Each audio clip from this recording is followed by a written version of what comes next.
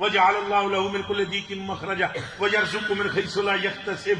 حضور نے فرمایا جو بندہ مجھے گارنٹی دے دے استغفار پڑھنے کی اور روزانہ وہ پکا استغفار پڑھتا رہے، یعنی استغفر اللہ استغفر اللہ استغفر اللہ پڑھتا رہے اور روزانہ پراپر طریقے سے پڑھے، حضور نے فرمایا اس بندے کی مشکل ہر ایک میرا رب آسان فرما.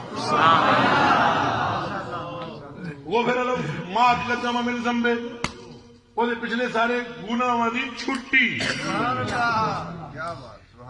پچھلے گناہاں دی کیا ہو جائے گی؟ چھٹی. سارے بولو پیار نال، چھٹی.